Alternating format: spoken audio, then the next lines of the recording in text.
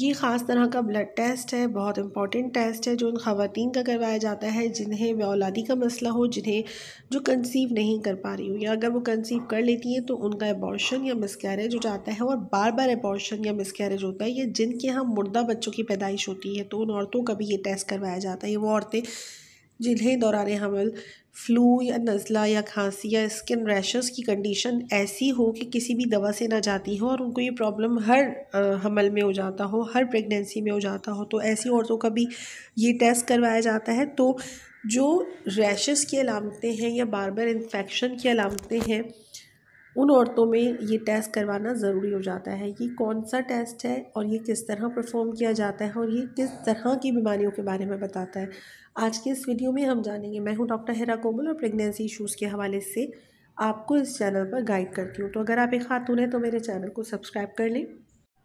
चलते हैं अपने क्वेश्चन की तरफ, अपने टॉपिक की तरफ। टॉर्च टेस्ट दरअसल एक ऐसा टेस्ट होता है जो दौरान हमल माँ के अंदर डिफरेंट तरह के तकरीबन 10 तरह के जो जरासीम होते हैं उसके होने का पता लगाता है। इन जरासीमों की वजह से या तो औरत का मिसकैरेज हो जाएगा या अबॉर्शन हो जाएगा या उसका होने वाला बच्चा मुर्दा पैदा होगा।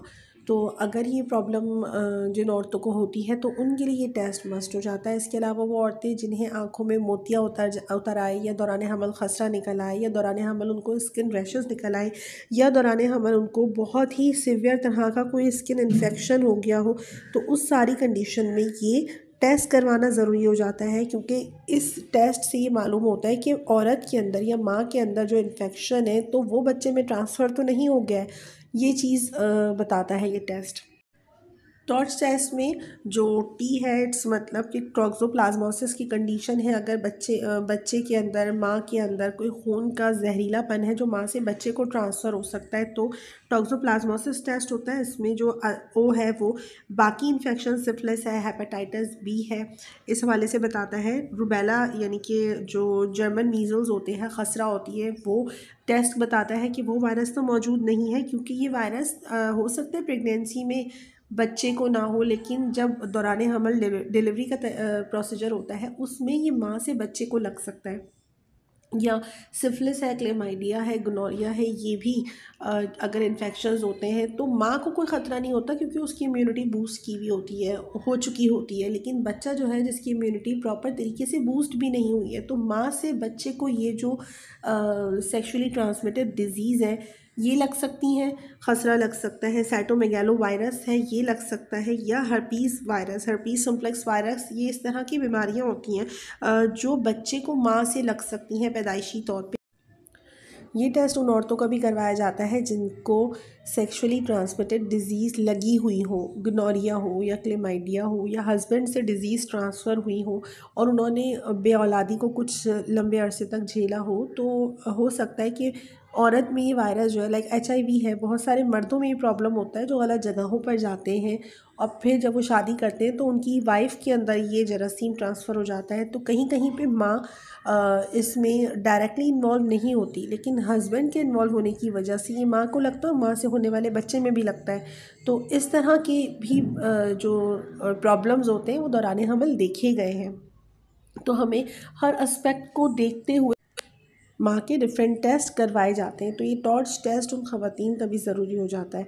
अब ये टॉर्च टेस्ट ना सिर्फ ये बातें बताता है, लेकिन अगर किसी माँ को कभी ज़िंदगी में टीबी रहा हो और टीबी का उसने इलाज करवा लिया हो और उसके बाद उसने कंसीव किया हो, तो उस औरत का भी ये टेस्ट करवाया जाता है। या वो औरत जिसको एक्टिव फॉर्म में टीबी हो और उसने कंसीव कर लिया हो, तब तो ये टेस्ट मस्ट हो जाता है। या वो औरत जिसकी फैमिली हिस्ट्री में टीबी रही हो, तो ये सारी चीज़ें जो होती हैं वो मैटर करती हैं, क्योंकि बच्चा जो है वो माँ से भी कुछ आदतें, कुछ बीमारियाँ लेता है और वो अपने बाप से भी कुछ चीज़ें, कुछ आदतें, कुछ बीमारियाँ, कुछ सेहत के असरात, तमाम चीज़ें माँ और बाप का कॉम्बिनेशन जो होता है DNA के अंदर वो उसके मौजूद होता है। तो अगर माँ की फैमिली हिस्ट्री में किसी को रहा हो या बाप की फैमिली हिस्ट्री में रहा हो या माँ और बाप में से किसी को रहा हो, तो बच्चे में होने वाले जो ट्रांसफ्यूजन होते हैं उसके जो असरात होते हैं वो देखे गए हैं। अब किस रेशो से हैं ये डिपेंड करता है कि माँ को है, बाप को है, या माँ की फैमिली में किसी को है।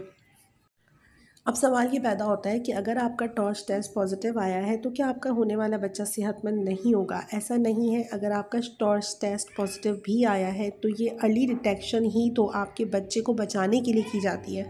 ताकि कुछ वैक्सीन्स देकर, कुछ ट्रीटमेंट्स देकर आपके बच्चे को इस बीमारी से बचाया जा सके। तो वो माएँ जिनके टॉर्च टेस्ट में कोई बीमारी पॉजिटिव आ जाती है, तो उनको डिफरेंट तरह की मेडिकेशंस का इस्तेमाल करवाया जाता है ताकि बच्चा ज़्यादा से ज़्यादा महफूज रह सके।